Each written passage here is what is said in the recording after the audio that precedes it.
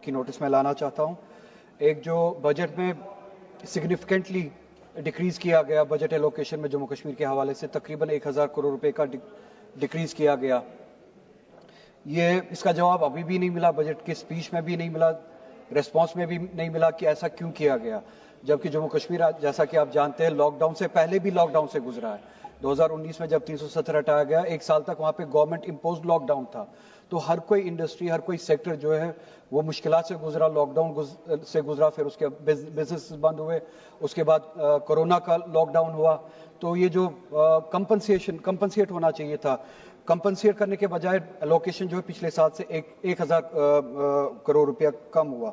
इसका जवाब नहीं मिला कि ये एलोकेशन जो है कम क्यों किया गया और बजाय कंपनसेट करने की ये सजा क्यों दे रही है। जम्मू कश्मीर जैसा कि आप जानते हैं 370 हटाने के बाद आज तक इन 5 सालों में पहली बार अनएम्प्लॉयमेंट रेट मुल्क में सबसे ज्यादा है जम्मू कश्मीर में। ऐसा पहले कभी नहीं था।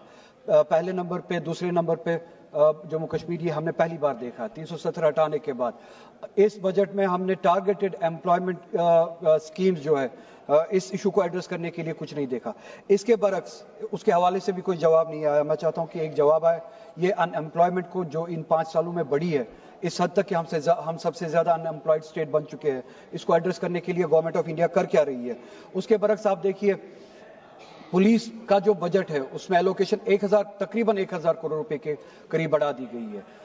इंडस्ट्रीज पे नहीं, हेल्थ सेक्टर पे नहीं, एजुकेशन पे नहीं, हॉर्टिकल्चर पे नहीं, टूरिज्म पे नहीं, बल्कि पुलिस पे 1000 करोड़ रुपए का इंक्रीमेंट किया गया है इस बजट में।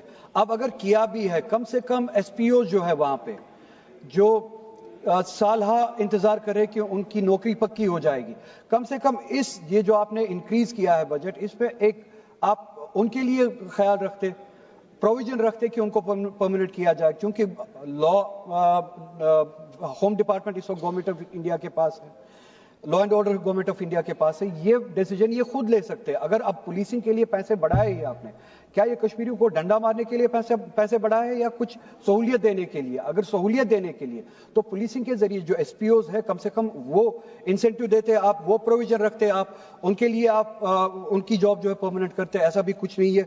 टूरिज्म जो है जैसा कि मैंने कहा 2019 से पहले भी जब वो सैलाब आया था, फ्लड आया था, तब से लेके अभी तक कंटिन्यूसली इन हालात से गुजर रहा है। बस 1 मिनट मैडम, इन हालात से गुजर रहा है। टूरिज्म के सेक्टर को एड्रेस करने के लिए भी, उसको कंपनसेट इंसेंटिवाइज करने के लिए भी कोई प्रोविजन नहीं है।